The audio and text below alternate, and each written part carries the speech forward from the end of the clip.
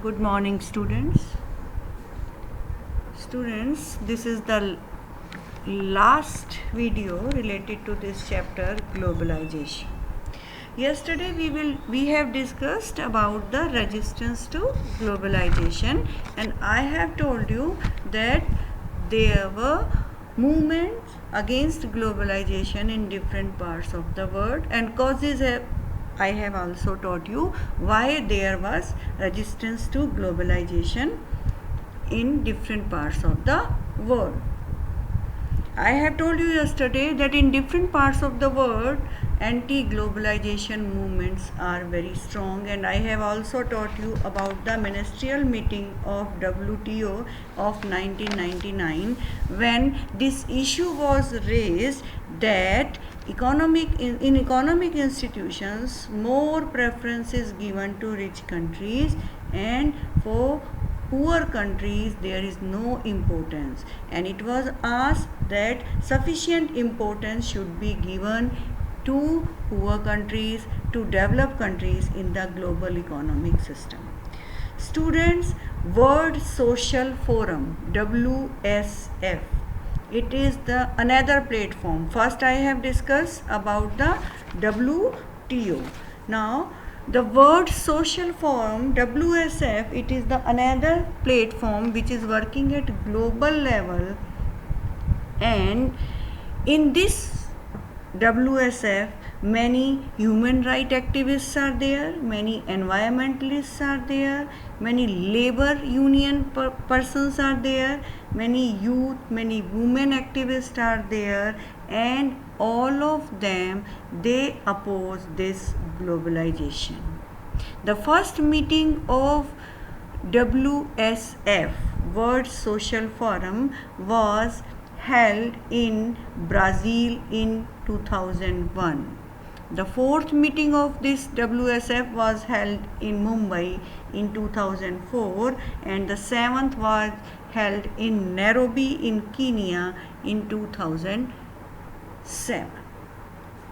Now students, we will discuss about India and globalization. As you know, before 1947, India was a colony of Britain, and at that time, during that colonial period when India was enslaved by the Britishers, at that time India was acting as an exporter, because the Britishers, they have taken primary goods from India, and India was a consumer of finished goods. For example, cotton was grown by the farmers of India, and what did the Europeans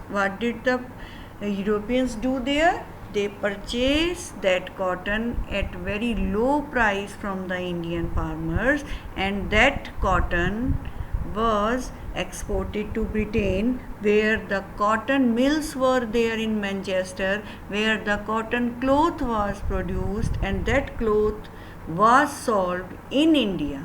So India was the consumer of finished goods, and that finished goods or that cotton was sold in India at very high prices. So because of this, it shattered the economy of India.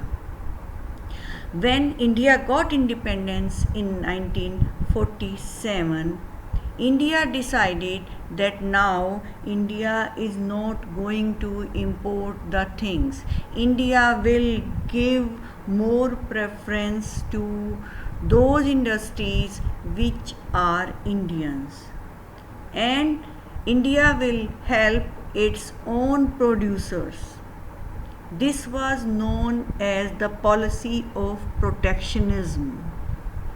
Means no import and no export, more protection was given to the producers which were Indians. This is after independence. No export, no import.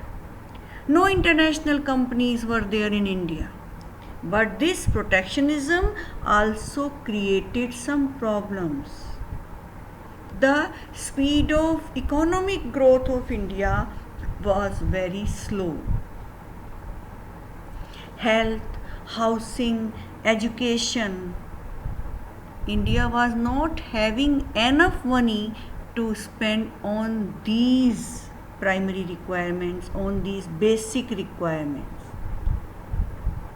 So now in 1991, India decided to change its protectionism decision, and now India has adopted LPG, liberalization, privatization and globalization. Means India has liberalized the rules of export and import, and India has also decided to participate in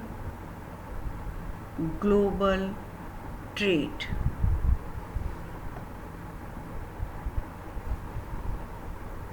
And India also decided to privatize some things. Earlier, before 1991, many of the secondary industries were in the hands of government, that was in public sector, and international companies were not allowed to enter in India. But when India found this thing, that due to protectionism India was not able to spend on health and education and even housing, and one more thing, India's economic growth was very slow, so then India decided to adopt this liberalization, privatization and globalization. Now India has given relaxation in the import and export. India has privatized many industries. Many industries were now owned by private people, and India decided to participate in global trade. And now it is sure that India will be benefited, and India is being benefited by it. Now the last topic of this chapter is India and resistance to globalization. As we have discussed that there is resistance to globalization in different parts of the world due to its political consequences, due to its economic consequences, due to its cultural consequences. In the same way, India is also, many people living in India, they are also opposing this globalization. In India, many movements have been started by the leftiest people, by the industrialists, by the farmers against the globalization. Trade unions, do you know trade unions? Trade unions, traders and those who are, and their workforce, those who are working in their industries, the representatives of the farmers, they are also opposing the globalization. What happened? America tried to patent neem. Neem is a medicinal plant, and America tried to patent it, but India opposed it. And India also opposed the cultural impact of globalization. Our dresses, our TV channels, then celebration of Valentine's Day, these are being opposed in India. If the girls are being Western clothes, again these are being opposed by the people of India. So this was about the India and resistance of globalization. So students, that's all with this chapter. In the coming videos we will discuss about India after independence. As I have told you, this is the last chapter of this book, that is Contemporary World Politics. In the next video, I will teach you about India after independence. Till then, goodbye.